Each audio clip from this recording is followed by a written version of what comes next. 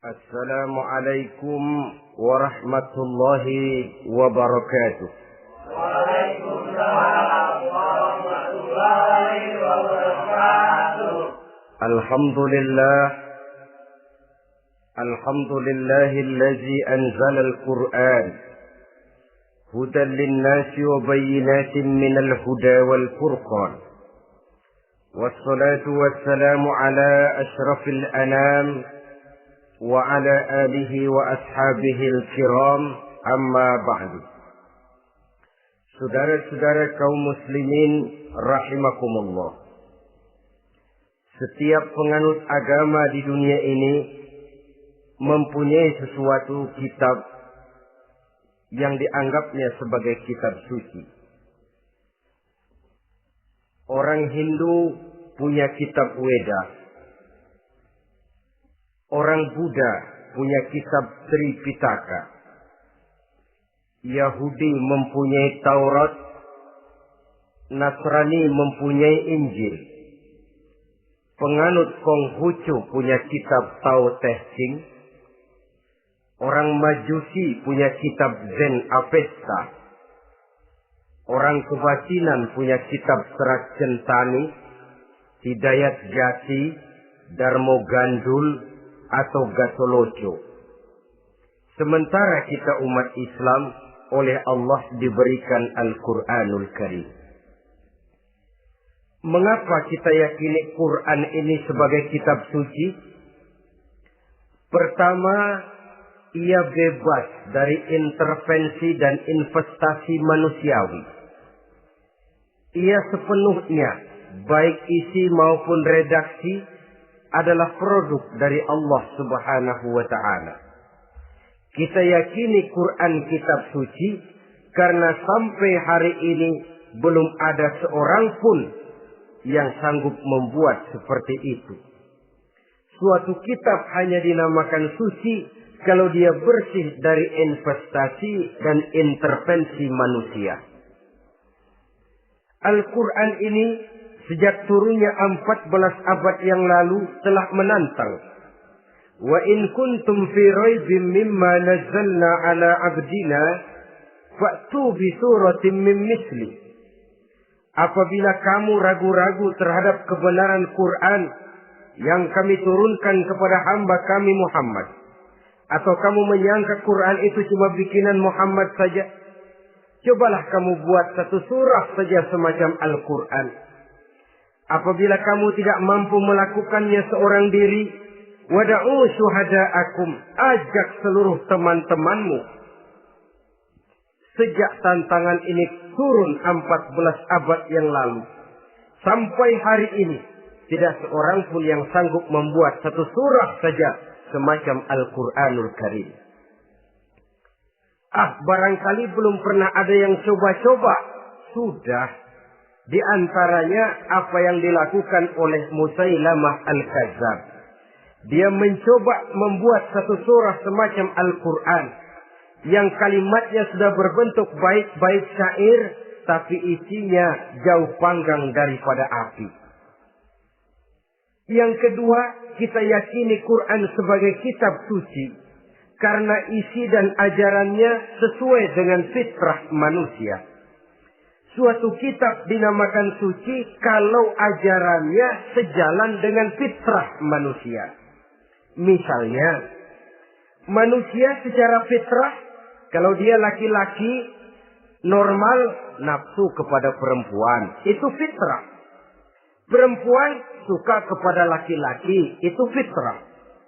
Kalau ada kitab suci, tapi melarang manusia untuk kawin, kesuciannya perlu diselidiki. Quran kitab suci sejalan dengan fitrah manusia, maka ia menganjurkan manusia yang mampu untuk melangsungkan perkawinan. Contoh lain, secara fitrah manusia perlu makan. Kalau ada kitab suci yang melarang manusia puasa saja siang malam terus menerus, itu kan sama juga nyuruh orang mati. Quran sesuai dengan fitrah manusia. Maka dalam Islam puasa wisol, puasa ngableng apa itu istilahnya, puasa nyambung, Dari pagi sampai sore, sampai malam, sampai pagi lagi puasa terus. Bukan saja tidak boleh, malah haram hukumnya. Kenapa? Itu bertentangan dengan fitrah manusia. Yang ketiga, kita yakini Quran sebagai kitab suci karena isinya tidak kontroversial. Isinya tidak saling bertentangan satu sama lain. Di ayat manapun, Quran mengajarkan Allah itu Esa.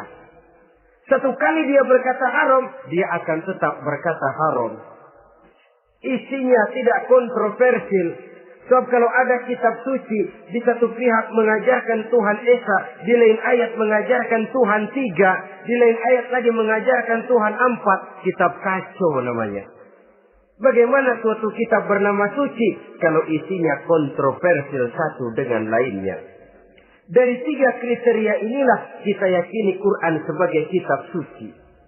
Masalah yang akan kita bicarakan pada pertemuan kita kali ini, bagaimana sikap kita terhadap Al-Quranul Karim sebagai kitab suci. Berangkat dari sebuah hadis di mana Rasulullah Sallallahu Alaihi Wasallam pernah memberikan tawaran. Beliau bersabda, "Man ja'ala al-Qur'ana amamahu qadahu ilal jannah, wa man ja'ala al-Qur'ana khalfahu saqahu ilan nar."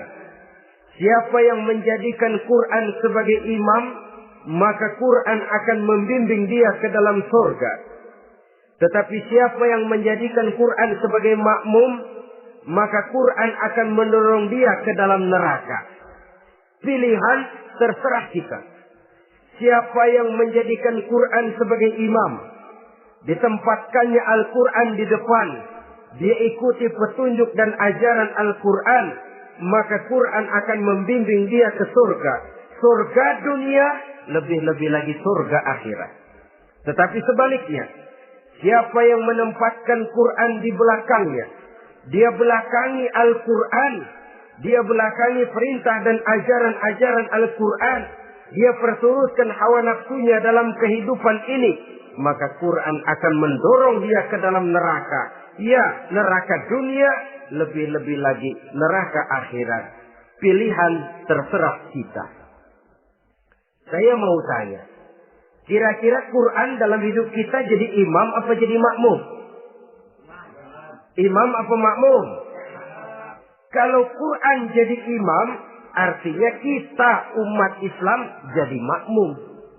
Resiko dan logika tentu. Makmum harus ngikuti imam.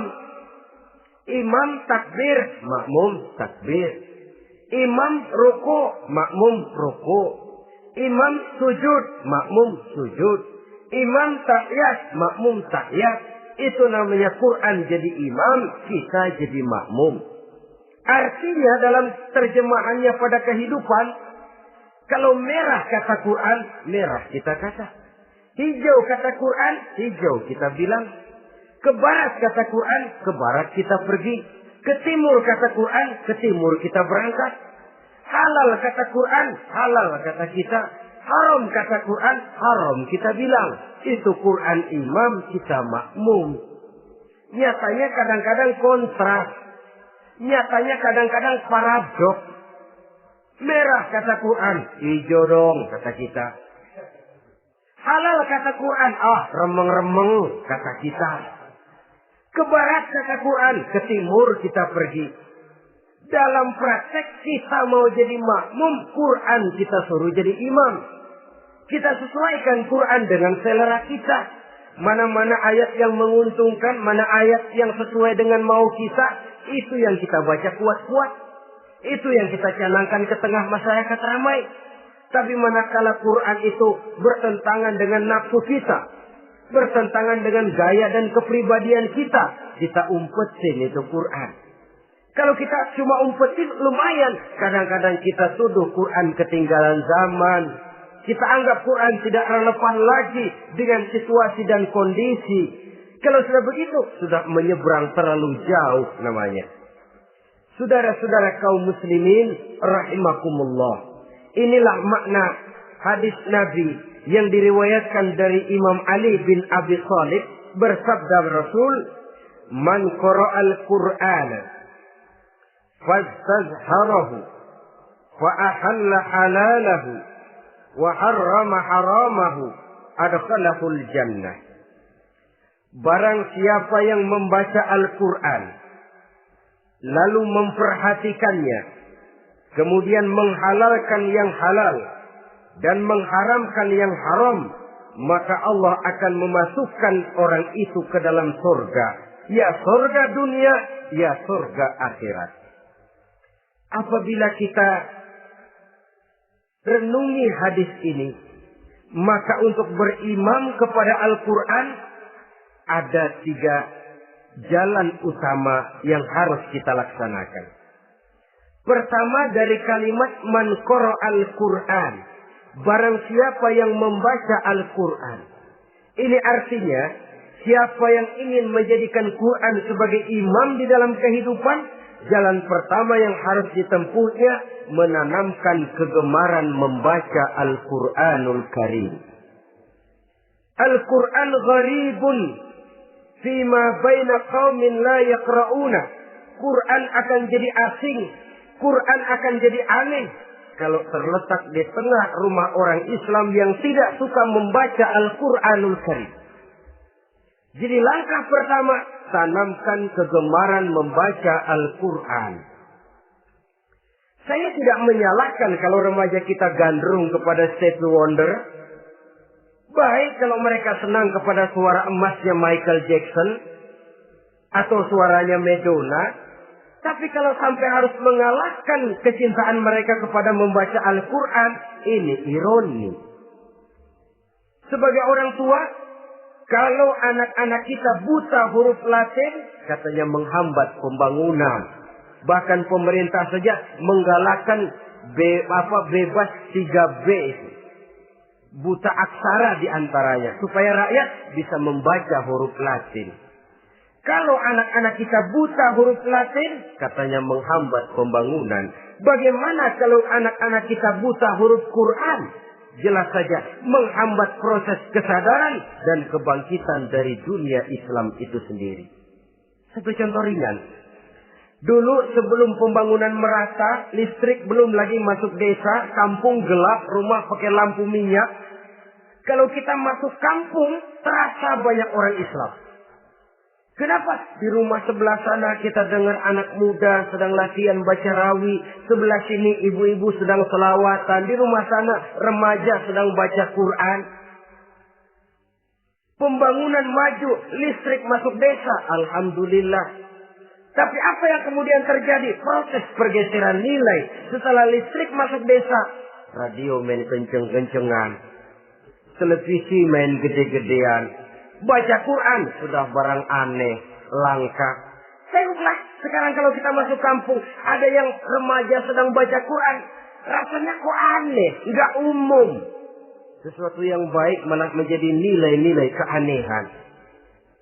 Saudara-saudara kaum muslimin rahimakumullah, tanamkan kegemaran membaca. Dalam satu hadis Nabi pesan, nawiru buyutakum bitilawatil Quran. Sinari rumah tanggamu dengan bacaan Quran. Sebab listrik ini cuma bisa menerangi gelap, tapi tidak akan sanggup menerangi hati manusia. Quran produk Allah dibaca dalam segala keadaan, tepat dan pantas. Lihat saja, orang sedih baca Quran, terhibur. Orang gembira baca Quran, tidak lupa diri. Di rumah mewah ada yang baca Quran, bagus. Di kubu kreot di pinggir kali ada yang baca Quran, cocok. Orang kawin dibacakan Quran, bagus. Orang mati dibacakan Quran, tidak jelek. Dalam segala keadaan, in all season, bahasa kerennya, dia pantas dibaca. Saudara-saudara, bahkan orang sakit gigi pun kalau dengar baca Quran, tidak marah. Coba lihat. Dia senang benar lagu Michael Jackson, tapi giliran sakit gigi. Coba setelin lagu Michael Jackson, kalau nggak mencah-mencah. Kamu gila apa nggak tahu saya lagi sakit gigi? Tapi coba bacakan Quran. Dia pasti tidak marah. Begitu besar daya pengaruhnya. Bahkan Abu Jahal sama Abu Lahab pernah rapat. Kata Abu Jahal sama Abu Lahab, Mas Lahab, gini loh Mas. Kenapa? Ini saya pikir-pikir salah satu yang menyebabkan kenapa saudara kita banyak ikut ajaran Muhammad. Mereka kalau sudah dengar bacaan Quran terpesona. Jadi kita blokir saja. Caranya gimana? Kasih pengumuman kepada Quraisy, jangan sekali-kali mau dengerin Muhammad baca Quran. Kamu juga jangan.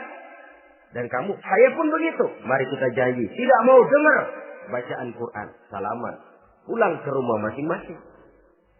Dapat 1 hari tahan, 2 hari bertahan, 3 hari, seminggu ke atas.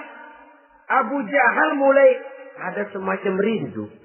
Kangen pengen dengar ayat Quran. Karena secara pribadi dia mengakui keindahan gaya bahasanya jauh lebih tinggi dari kemampuan penyair Quraisy. Isi ajarannya sangat dalam dan menyentuh segi-segi kehidupan manusia. Nggak tahan Abu Jahal kayak dikilikin hatinya. Keluar rumah mindik-mindik, umpet-ngumpet. Ngempet di rumah Nabi. Pengen dengar Nabi baca Quran. Rupanya Abu Lahab sama. Pikir Abu Jahal, Abu Lahab nggak bakalan keluar.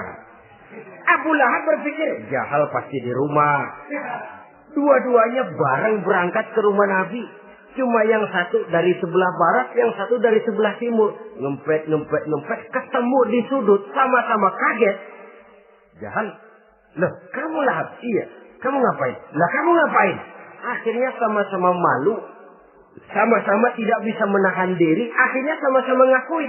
Bagaimanapun kita harus akui bahwa Al-Quran ini mengandung gaya pesona yang sangat luar biasa. Itu dari segi bacaan.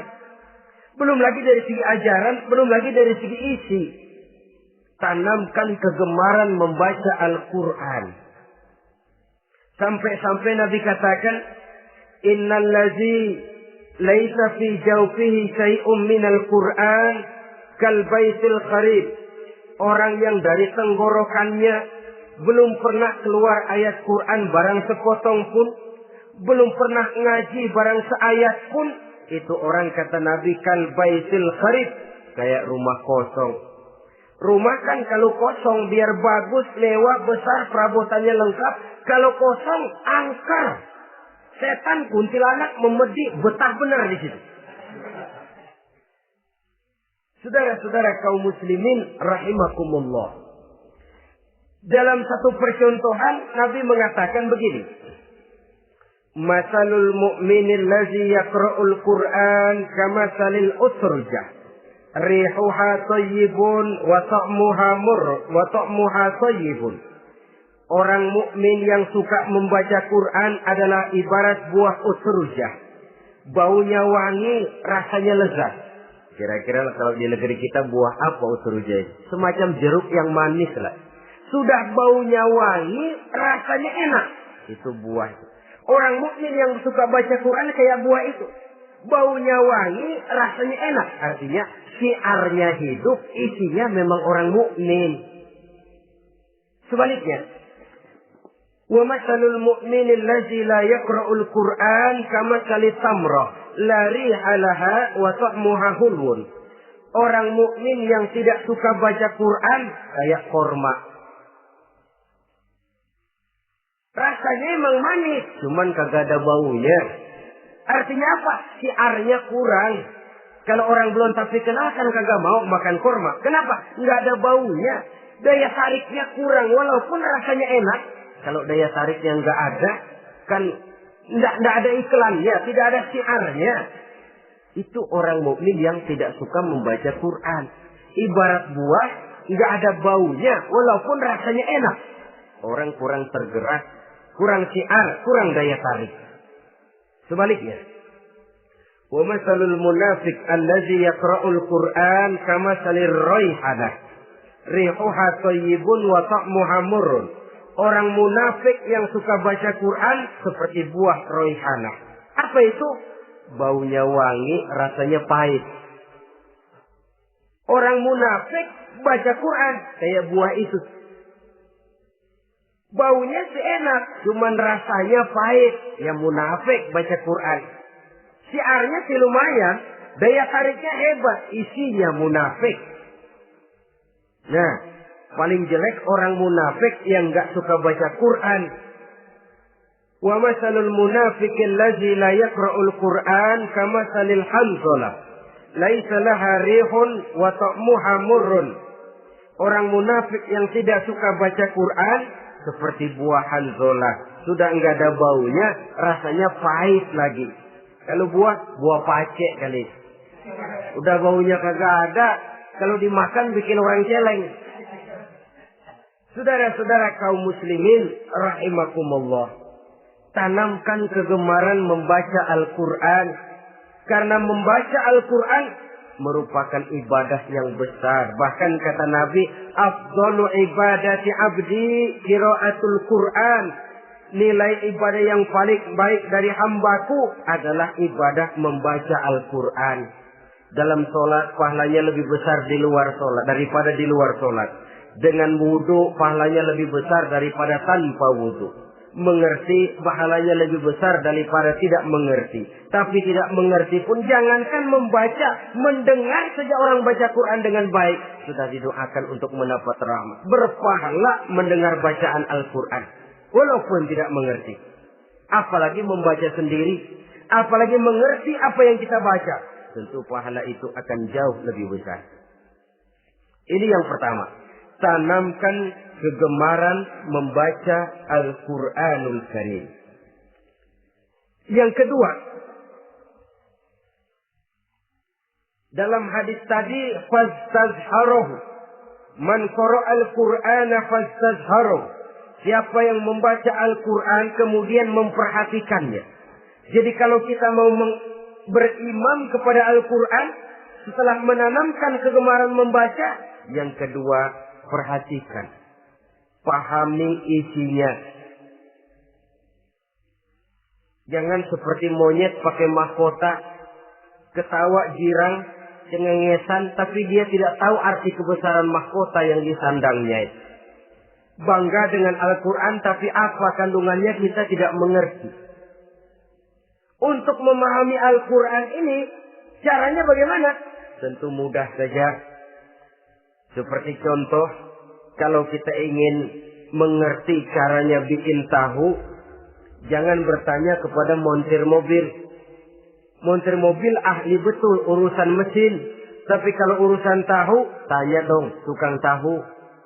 Untuk mengerti rahasia dan seluk-beluk Al-Quran, kita harus bertanya kepada orang yang memahami seluk-beluk Al-Quran. Para ulama, para kiai, para ustadz. Yang kita tahu kualitas keilmuannya, kita yakini loyalitas dan integritasnya kepada Islam ini. Kenapa? Ayat-ayat Quran itu elastis. Dia dibawa kemana saja mau. Ditafsirkan menurut kemauan orang bisa. Paling celaka kalau yang belajar tidak punya dasar, yang mengajar punya maksud lain. Sesat dan menyesatkan. Yang ngajar punya nafsu ambisi. Yang belajar tikus budak. Yang memang tidak punya dasar apa-apa. Sekali belajar langsung tafsir. Cara wudhu yang baik saja belum ngerti. Cara rukuk dan sujud yang baik saja belum bisa. Yang membatalkan sholat apa ndak bisa, ndak ngerti. Sekali langsung. Ndak, supaya kita langsung saja belajar langsung Al-Quranul Karim. Tidak jelek. Cuma akan lebih baik kalau sebelumnya ada unsur penunjang dari nilai-nilai keilmuan dalam Islam ini. Disinilah perlunya menghidupkan majelis-majelis taklim. Sebab kalau Al-Quran hanya dipahami dan dikutak-kutik menurut maunya rasio saja, kekuatan rasio terbatas. Saya akan khawatir nantinya akan timbul pendapat-pendapat di mana Al-Quran disesuaikan dengan otak. Bukan otak ngikuti Quran, tapi Quran disuruh ngikuti otak. Contoh yang dekat saja. Kalau saudara ngukur kayu pakai meteran, itu kira-kira meteran ikut kayu, apa kayu ikut meteran? Ayo, kira-kira kayu ikut meteran, apa meteran ikut kayu? Meteran ikut kayu. Bagus. Kalau meteran ikut kayu, artinya nggak ada meteran benar di dunia ini. Kayunya kependekan, meterannya dipotong. Kan begitu loh. Meteran ikut kayu namanya. Bukan meteran ikut kayu, tapi kayu yang harus ikut meteran. Otak harus ikut wahyu. Jangan wahyu disuruh ikut otak. Manusia ikut Quran, jangan Quran disuruh ikut manusia. Dan kaum orientalis, ya, orang barat di luar Islam yang mendalami, mempelajari Islam dengan tujuan mencari kelemahan Islam untuk menghantam umat Islam. Itu sengaja mencari ayat-ayat yang mereka kumpulkan untuk menghantam umat Islam. Supaya mereka meragukan Qur'annya untuk kemudian pada suatu saat meninggalkan Qur'an sama sekali. Inilah pendapat ada ayat Quran yang sudah tidak sesuai lagi katanya dengan situasi dan kondisi. Seolah-olah otak manusia sudah jauh lebih pintar daripada Al-Quranul Karim. Saudara-saudara kaum muslimin rahimakumullah. Inilah yang kita berlindung dari Allah. Sebab secara demikian dengan kata lain kita secara tidak sadar sudah mengurangi kemahamutlakan dan kesempurnaan dari Allah Subhanahu wa ta'ala. Untuk memahami Al-Quran, maka kita harus bertanya kepada ahlinya. Mengaji, menghidupkan majelis-majelis taklim. Jangan sampai Al-Quran menjadi awam di tengah masyarakat Islam sendiri. Ini jalan yang kedua, memahami isinya. Sehingga dengan demikian, manakala Al-Quran dibacakan orang, pemikiran kita tidak lagi terpusat kepada kemerduan suara orang yang membaca, tapi tertuju kepada isi yang dikandungnya. Sehingga dalam kondisi semacam itu, boleh jadi tiap kali dibacakan Al-Quran, nilai iman makin tambah. Kita dengar orang baca, Alam tara kaifa fa'ala rabbuka bi ashabil fil. Terbayang oleh kita bagaimana Raja Abrahat dengan pasukannya mau menghancurkan Ka'bah. Bagi Allah cukup menurunkan burung ababil. Hancur lebur Abrahat, raja besar dengan seluruh pasukan gajahnya. Berantakan dibuatnya cuma dengan burung ababil. Allah maha besar, Allah maha kuasa. Tambah iman. Kalau tidak, ya seperti yang banyak terjadi. Quran menceritakan azab, kita malah kesenangan. Walakum azabun alim. Kamu akan mendapat azab yang pedih. Kita teriak di pojokan, toyib, toyib. Allah, alhamdulillah. Digambarkan azab malah baik-baik. Bahwa kita suka, kita gemar kepada bacaan Quran dengan suara yang merdu, alhamdulillah. Akan lebih baik lagi kalau kita mengerti apa yang dibacanya. Sebab perintah membaca tersirat makna perintah untuk memahami. Perintah memahami tersirat makna untuk mengamalkan. Dengan kata lain, kita hanya bisa mengamalkan Quran dengan baik kalau kita mengerti isinya. Kita hanya bisa mengerti isinya kalau kita rajin membacanya. Baik membaca yang tersirat, baik membaca yang tersurat dengan petunjuk para alim ulama, para kiai, dan orang-orang yang ahli di bidang itu. Saudara-saudara kaum muslimin rahimakumullah. Inilah jalan kedua. Upayakan memahami isinya. Hidupkan kajian-kajian agama. Hidupkan majelis-majelis taklim. Jangan sampai Al-Quran asing di hati kita sendiri. Jangan sampai kita awam terhadap makna kandungan dan ajaran Al-Quran. Sementara kita yakini bahwa dialah yang akan bisa membimbing kita menuju kebahagiaan sejak dari dunia sampai ke akhirat nanti. Jalan ketiga untuk berimam kepada Al-Quran, setelah menanamkan kegemaran membaca, lalu berupaya memahami isinya, yang ketiga adalah mengamalkannya dalam kehidupan sesuai dengan kemampuan yang kita miliki. Quran tidak akan membawa berkah Kalau ajaran yang terkandung di dalamnya kita baca, tapi kemudian kita injak-injak dalam praktek kehidupan. Quran mengatakan riba haram, tapi praktek kita dalam hidup malah senang betul kepada riba. Quran mengajarkan jagalah kesatuan persatuan dan ukhuwah Islamiyah. Praktek yang kita lakukan malah centang perenang, malah saling bertolak belakang, malah kadang menjegal kawan seiring, menggunting dalam lipatan, ramai kita dengan kita. Lalu kelemahan pun menjadi kenyataan di mana-mana. Quran sekali lagi tidak akan membawa berkah kalau yang kita baca kita injak-injak. Tentang pengamalan Al-Quran ini, Allah Subhanahu wa ta'ala mengklasifikasi manusia dalam firman-Nya. Tsumma awrasna al-kitaba allazina istafaina min ibadina. Kemudian kami wariskan Al-Quran ini kepada hamba-hamba kami yang kami pilih. Ya Allah, coba saja kita lihat ayat ini. Quran kitab pilihan, diberikan kepada umat pilihan, yaitu kita-kita ini.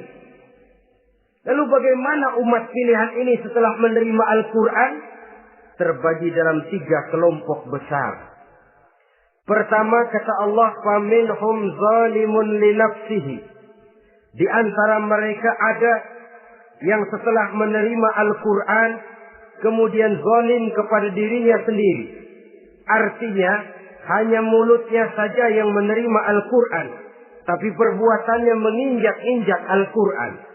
Orang semacam ini tidak zalim kepada Allah, tidak zalim kepada Rasulullah, tetapi orang semacam ini zalim kepada dirinya sendiri.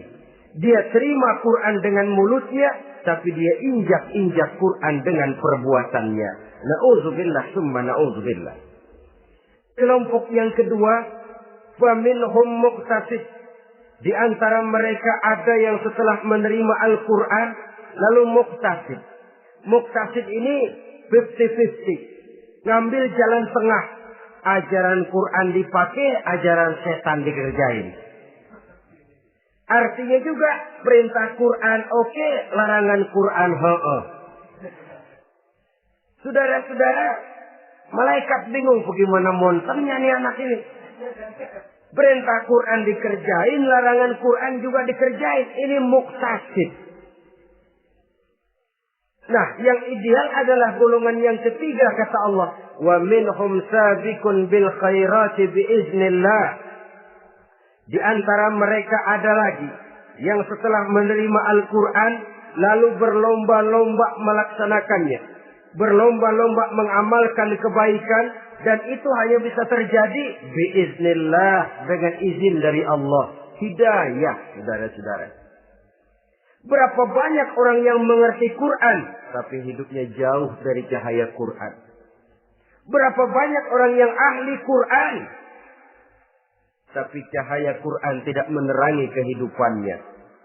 Berapa banyak orang yang ahli hukum, tapi bikin bingung masyarakat dengan fatwanya. Saudara-saudara kaum muslimin, kenapa bisa terjadi? Itu tidak ada hidayah, tidak biiznillah, tidak ada izin dari Allah. Maka bisa membaca Quran, alhamdulillah. Bisa memahaminya, kita bersyukur kehadirat Allah. Lebih penting dari itu, kita mohon hidayah agar bisa mengamalkannya sesuai dengan kemampuan kita. Saudara-saudara kaum muslimin rahimakumullah. Mana yang lebih banyak di zaman kita sekarang ini? Kita bisa analisa. Ada yang menerima Quran hanya dengan mulutnya saja. Kalau ditanya, Tuhanmu siapa? Allah. Kiblatmu mana? Ka'bah. Saudaramu siapa? Umat Islam. Kitab sucimu apa? Quran. Kamu bisa baca? Enggak. Ya, kalau cuma enggak bisa baca, barangkali kadang-kadang Quran saja pun tidak punya. Ini yang ironi, ini yang menyedihkan. Saudara-saudara kaum muslimin rahimakumullah. Tanpa melaksanakan konsepsi Al-Quran di dalam kehidupan, maka kesenangan kita membacanya, pengertian kita tentang Al-Quran barangkali tidak akan bisa berbuat terlalu banyak di dalam kehidupan. Maka sekarang ini sudah ada terjemahan Quran dalam bahasa Indonesia, dalam bahasa daerah, dalam bahasa Inggris, Belanda, bahkan Jerman, yang masih harus terus dan selalu ditingkatkan terjemahan Quran di dalam kehidupan. Dengan kata lain, kita umat Islam menunggal dengan Quran kita. Jangan cuma jadi kebanggaan Islam tinggi, tidak ada yang lebih tinggi dari Islam. Quran kitab suci, tidak ada yang bisa menandinginya. Qurannya, tapi umatnya, kadang-kadang kita ini jauh panggang daripada api. Kita bersyukur musabaqah tilawatil Quran dihidupkan dengan biaya bermiliar rupiah. Sejak dari tingkat kelurahan, kecamatan, wali kota, provinsi, sampai kepada tingkat nasional. Untuk menanamkan kegemaran membaca Quran. Setelah itu, hendaknya diadakan peningkatan dengan upaya memahaminya. Sehingga pada suatu saat, boleh kita adakan musabaqah pengamalan Quran. Hadiahnya sudah langsung dari Allah sendiri. Ini yang kita perlu berlomba. Berlomba mengamalkan ajaran Quran. Sabiqun bil khairat. Berlomba mengamalkan ajaran-ajaran Al-Quranul Karim. Nah, oleh karena Al-Quran ini dalam bentuknya yang umum kadang-kadang hanya menjelaskan satu persoalan secara global, kita memerlukan tuntunan sunnah dari Rasulullah Sallallahu Alaihi Wasallam. Umpamanya, Quran hanya mengajarkan aqimis sholat, dirikan sholat. Caranya bagaimana? Tidak ada cara sholat dalam Quran. Dari mana kita tahu cara sholat? Dari sunnah. Itu sebabnya selain Al-Quran sebagai sumber utama, kita memerlukan sunnah. Bahwa sholat pakai takbiratul ihram di Quran tidak ada. Bahwa sholat pakai tahiyat dalam Quran tidak ada. Jadi kalau orang cuma Quran saja, tidak ada sunnah itu. Ya bagaimana kita bisa sholat? Quran cuma mengatakan wa atimul hajja wal umrata lillah, laksanakan haji dan umrah karena Allah. Bagaimana manasik haji? Bagaimana cara sa'i? Bagaimana cara wukuf? Bagaimana cara melontar? Tidak ada dalam Quran. Yang memuat itu tidak lain sunnah. Untuk memahami Quran dan sunnah ini, kita memerlukan orang yang menguasai Quran dan sunnah. Oleh karena itu, kita perlu petunjuk kepada para ulama. Itu sebabnya Quran sendiri mengatakan, wa in tanaza'tum fi syai'in farudduhu ila Allahi wa rasulih. Apabila kamu berbeda pendapat tentang suatu persoalan, kembalikan kepada Allah dan Rasulnya. Kembalikan kepada Allah, artinya kembalikan kepada Quran. Kembalikan kepada Rasul, maksudnya kembalikan kepada sunnah. Siapa yang mengerti Quran dan sunnah? Para ulama yang kualitas ilmunya kita yakini, loyalitas dan kredibilitas serta integritas keislamannya bisa menjadi panutan. Saudara-saudara kaum muslimin rahimakumullah. Dengan demikian, kalau orang berkata langsung saja memahami Quran, sekarang ini sudah banyak terjemahannya, tidak usah lewat ulama-ulamaan. Saya tidak mencela, cuma agak mengkhawatirkan. Kalau dia memahami Quran cuma sekedar lewat terjemahannya saja, sangat mungkin jadi dia bisa salah paham. Kita memerlukan bantuan sunnah, kita memerlukan petunjuk para ulama yang menguasai di bidang itu. Kembalikan kepada Quran dan sunnah, artinya bertanya kepada orang yang memahami Quran dan sunnah. Loh, dengan begitu kan akan terjadi perbedaan pendapat. Perbedaan pendapat sesuatu yang halal sepanjang tidak menyebabkan kita berpecah belah. Halal berbeda pendapat. Asal diletakkan pada proporsinya. Apalagi kalau perbedaan pendapat itu cuma masalah teknis, bukan masalah prinsip. Kenapa tidak pulang saja kepada tuntunan Quran? Lana a'maluna wa lakum a'malukum. Kami akan mengamalkan amalan yang kami yakini benarnya. Saudara persilahkan mengamalkan amalan yang saudara yakini benarnya. Sama-sama punya alasan, sama-sama punya dalil. Tidak usah saling menyalahkan. Tidak usah saling mengklaim, merasa yang paling benar, orang lain salah semua. Kemukakan argumen, jangan sentimen.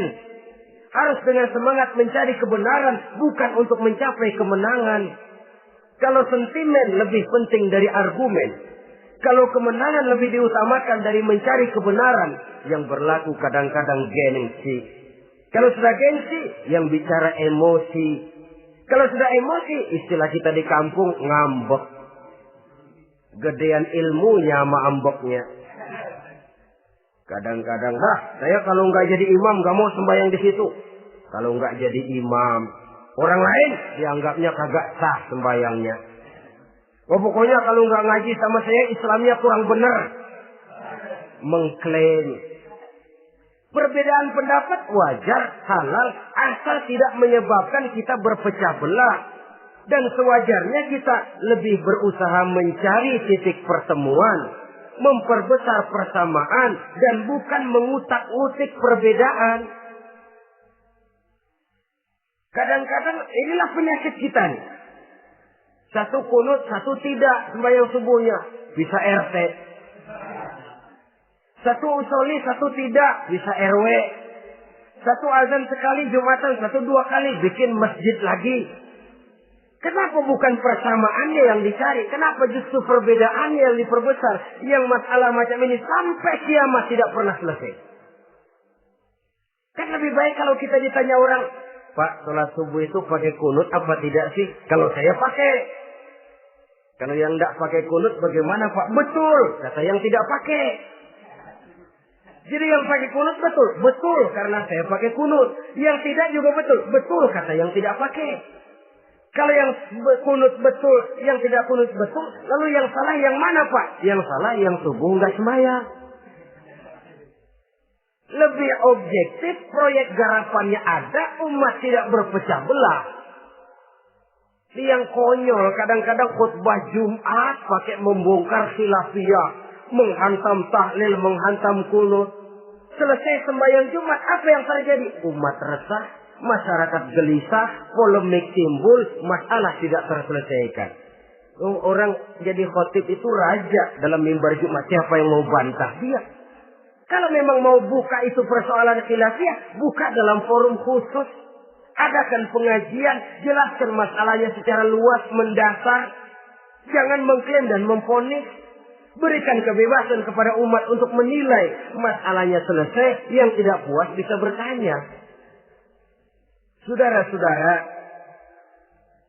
sudah lewat masanya kita meributkan soal itu. Sudah datang waktunya di mana kita lebih mementingkan dan membicarakan masalah-masalah yang lebih mendesak dihadapi oleh umat. Kemiskinan misalnya, kebodohan misalnya, keterbelakangan umpamanya, peluang untuk mendapatkan pendidikan yang layak bagi anak-anak kita yang berotak cerdas tapi tidak punya kemampuan ekonomi umpamanya. Itu akan lebih objektif ketimbang kita membicarakan masalah-masalah yang sampai kiamat tidak akan pernah selesai.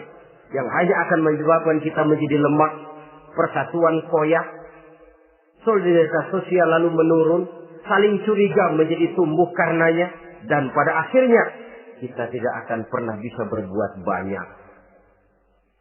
Untung kalau tidak menjadi tertawaan bagi orang yang berdiri di luar pagar. Saudara-saudara kaum muslimin rahimakumullah. Sekali lagi, Al-Quran tidak akan membawa berkah kalau yang kita baca, kita injak-injak. Oleh karenanya, untuk berimam kepada Quran ini, sekali lagi pertama, tanamkan kegemaran membaca. Yang kedua, upayakan memahami isinya melalui bimbingan orang yang ahli bidang itu. Yang ketiga, amalkan sesuai dengan kemampuan. Sebab itu ada prinsip, kalau isi suatu hadis nampaknya bertentangan dengan otak, kesohihan hadis itu boleh diperiksa. Tapi kalau ayat Quran nampaknya bertentangan dengan otak, otaknya yang harus diperiksa. Jangan Qur'annya lalu disesuaikan dengan otak. Sebab kalau kita sudah berani berteori, ada ayat Quran yang tidak sesuai dengan keadaan. Ayat yang mana? Yang ini. Tahun depan tambah lagi. Tahun depan tambah lagi. Makin lama makin habis Al-Quran itu. Yang perlu diperbarui cara kita memahami Quran. Bukan dengan mengemukakan teori ayat Quran kehilangan relevansi. Cara kita memahami barangkali yang kurang relevan. Dalam situasi, dalam konteksnya dengan situasi dan kondisi. Jangan lupa, Al-Quran ini kan untuk semua umur. Dia bisa dipahami secara filosofis, dia bisa dipahami dengan kacamata orang awam. Tingkat kemampuan berpikir orang tidak semuanya sama. Kalau semua orang kita mau ajak berfilsafat, merenung dalam-dalam, menerawang tinggi-tinggi, ialah buat mereka yang terjangkau oleh perguruan tinggi. Tapi buat saudara-saudara kita, pedagang-pedagang kecil, petani di desa-desa terpencil, remaja-remaja yang jauh dari sentuhan teknologi canggih, sanggupkah mereka berpikir filosofis? Sementara mereka merupakan bagian terbesar dari kondisi umat ini. Saudara-saudara kaum muslimin, oleh karenanya ditentang membaca, memahami dan mengamalkan, Rasulullah Shallallahu Alaihi Wasallam pernah memberikan sugesti. Beliau bersabda, "In aradtum aisas su'ada, apabila kamu menginginkan kehidupan yang bahagia, hidup seperti hidupnya orang-orang yang bahagia, dan tentu ini keinginan kita semua, wa mautas syuhada, dan menginginkan mati sebagai matinya para syuhada, para pahlawan pembela agama, orang yang mati syahid." Wah, ini sudah tidak duanya ini. Hidup mulia, mati syahid. Dapat dua-duanya. Wan najata yaumal hasri, dan ingin mendapat keselamatan pada hari hasyar, hari pengumpulan manusia di padang mahsyar. Wa zilla yaumal harri, dan mendapat perlindungan dari Allah pada hari yang sangat panas. Wal huda minadh dhalalah, dan mendapat petunjuk dari kesesatan. Nah, ini keinginan semua orang. Kan yang kita cari apa sih? Hidup bahagia. Biar tidak kaya asal bahagia, sudah enak. Lalu apa lagi? Matinya sebagai syahid. Kemudian di hari pengumpulan nanti mendapat keselamatan. Lalu pada saat orang lain kepanasan kita mendapat perlindungan. Kemudian orang lain kebingungan kita mendapat petunjuk. Kalau ini yang diinginkan kata Nabi, resepnya fa'adimu qiraatal Quran. Maka lazimkan, biasakan olehmu membaca Quran. Tidak ada terlambat. Idealnya memang dari kecil, sebab lidah yang sudah kaku berat. Disuruh baca innallaha laghaniyun hamid. Lidahnya berat. Innallaha lampuniyun hamid. Lampuniyun. Laghaniyun jadi lampuniyun. Lidah itu kalau sudah berat ya memang berat. Disuruh baca ya bani Israel. Lidahnya berat. Ya bini Israel. Jadi ya bini Israel. Saudara-saudara, idealnya memang dibiasakan dari kecil supaya lidah itu ringan. Kalau tidak ada istilah terlambat. Saya malu Pak, belajar alif-alifan udah gede. Ya jangan alif-alifan, alif beneran.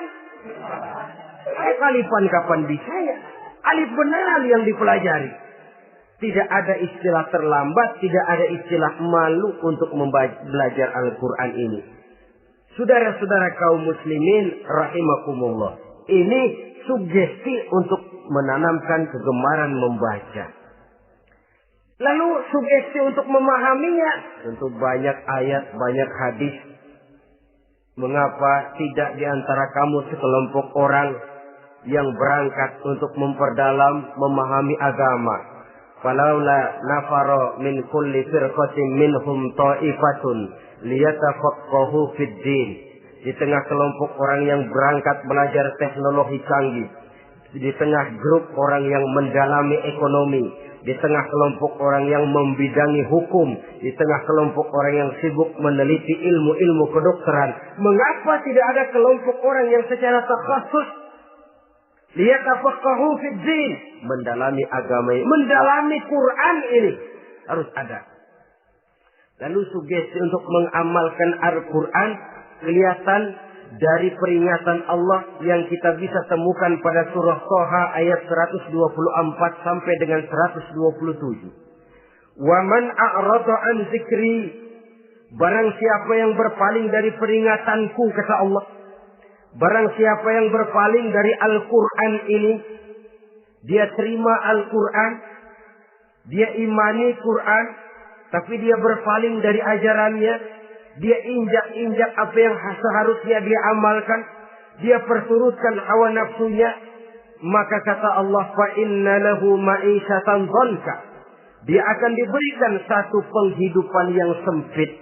Inna lillahi wa inna ilaihi raji'un. Diberikan hidup yang sempit. Kalau hidup sudah terasa sempit, bagaimanapun luasnya rumah, sempit. Kalau hidup sudah terasa sempit, bagaimanapun banyaknya harta, sumpek. Kalau sudah hidup ini terasa sempit, bagaimanapun luasnya pergaulan, tidak ada tempat kita bertanya, melarikan persoalan, membagi rasa. Siapa yang berpaling dari Quran, dia akan diberikan penghidupan yang sempit. Bukan dagangnya tidak untung, bukan kerjanya tidak digaji, tapi kesempitan hati lebih bahaya loh dari kesempitan ekonomi. Itu di dunia. Di akhirat, wa nahsyuruhu yaumal qiyamati a'ma. Di akhirat nanti dia akan dikumpulkan oleh Allah dalam keadaan buta. Ya Allah, ya Rasul. Padahal ke akhirat kita baru tumben. Sekali ke akhirat buta. Masya Allah. Di tempat kita lahir saja, kalau tadinya kita melihat, tahu-tahu menjadi buta, kita bingung. Padahal jalan sudah pernah kita lihat, arah sudah pernah kita tahu. Bagaimana di padang mahsyar nanti? Kemana jalan yang akan ditempuh? Kepada siapa kita hendak bertanya? Mana teman, mana istri, mana anak? Buta pula kita. Satu kesengsaraan yang merupakan puncak kesengsaraan. Dikala itu orang yang semacam tadi protes. Rabbi, lima hasyartani a'ma wa qad kuntu basira. Wahai Allah, kenapa hari ini saya dikumpulkan dalam keadaan buta? Padahal ketika di dunia dulu saya melihat, saya menyaksikan gunung yang menjulang tinggi ke angkasa. Saya melihat lautan yang luas terhampar biru membentang. Saya saksikan luas tanah, sawah luas menguning. Saya saksikan keindahan alam. Di dunia saya melihat Allah. Kenapa sekarang saya dikumpulkan dalam keadaan begini? Protes dia, tidak terima dia. Allah jawab, kadzalika atatka ayatuna fanasisaha. Kata Allah, begitulah memang. Dahulunya waktu di dunia telah datang ayat-ayat kami kepadamu. Telah turun Al-Quran. Telah datang agama. Fanasisaha. Tapi kamu lupakan dia. Kamu lupakan Quran. Kamu lupakan Islam. Datang ayat, turun Quran, turun agama. Kamu belaga filon. Kamu belaga enggak tahu. Wa kadzalikal yauma tunsa. Maka hari ini pun begitulah kamu dilupakan. Sebagaimana dulu waktu di dunia, kamu telah melupakan ayat-ayatku, melupakan kitabku, melupakan ajaran-ajaranku. Hari ini kamu pun dilupakan. Seolah-olah Tuhan cuma nggak bilang, mereka protes, Tuhan, kenapa saya buta padahal di dunia saya ngelihat. Kata Tuhan, kalau bahasa kita, lu rasain. Lu sih, kenapa dulu di dunia? Pura-pura nggak lihat. Kenapa waktu di dunia? Pura-pura nggak tahu. Kenapa waktu di dunia? Kamu lupakan Quran. Maka hari ini pun engkau kami lupakan. Wa kadzalika al-yawma tunsa. Wa kadzalika najzi man asrafa wa lam yu'min bi ayati rabbih wal azabul akhirati asad wa abqa. Demikianlah kami membalas orang yang berlebih-lebihan, orang yang melampaui batas dan tidak mau beriman kepada ayat-ayat Tuhannya, dan sungguh siksa akhirat itu lebih dahsyat dan lebih kekal. Siksa dunia mungkin kelaparan, kekurangan ekonomi, kekurangan pakaian, tapi berapa hari paling lama seumur manusia? 70 tahun umur kita, ya paling lama begitulah. Tapi siksa akhirat, kesengsaraan akhirat, kesengsaraan neraka, asyaddu wa abqa, lebih dahsyat dan lebih kekal. Di zaman sekarang orang bukan cuma berbuat potong kompas, berpikir pun potong kompas, berpikir pun ngambil jalan pintas. Dia lebih memilih kesenangan yang sedikit dengan mengorbankan kesenangan yang abadi. Dia mengejar surga yang sebentar dengan menghancurkan surga yang kekal. Dicarinya surga dunia, hidup cukup, rumah bagus, makan bagus, pakaian bagus, istri bagus, dengan menghalalkan segala macam cara, berpaling daripada kehidupan agama, lalu menginjak-injak Al-Quranul Karim. Kita berlindung kepada Allah. Jangan sampai dimasukkan dalam kelompok yang di akhirat nanti dibangkitkan dalam keadaan buta. Na'udzubillah, summa na'udzubillah. Di sini kita terkesan dengan apa yang dikatakan Sayyid Muhammad Abduh. Al-Islam mahjubun bil muslimin.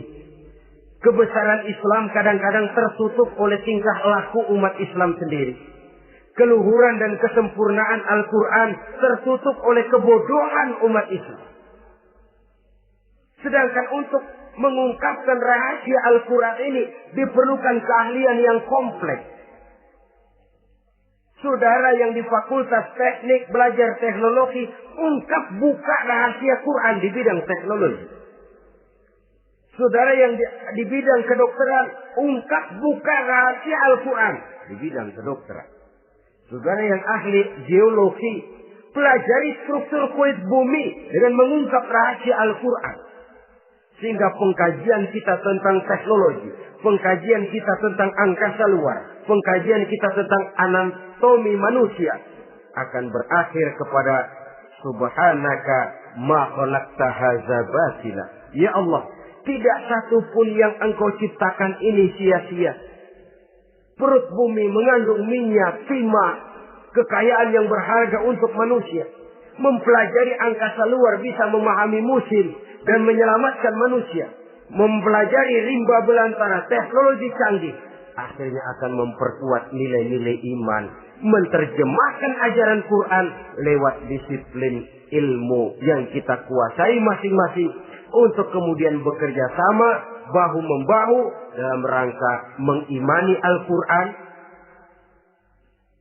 mengamalkan Al-Quran, dan mengawal keluhuran Al-Quranul Karim yang atas dasar tuntunannya kita hidup, untuknya kita berjuang, dan dalam bimbingannya kita ingin kembali menghadap Allah Subhanahu wa Ta'ala. Inilah pertemuan yang singkat ini. Mudah-mudahan kita diberikan kekuatan oleh Allah untuk berimam kepada Al-Quran, menjadikannya sebagai pedoman utama di dalam kehidupan kita. Terima kasih atas segala perhatian. Mohon maaf atas segala kekurangan. Usikum wa nafsi bitaqwallah. Wassalamualaikum warahmatullahi wabarakatuh.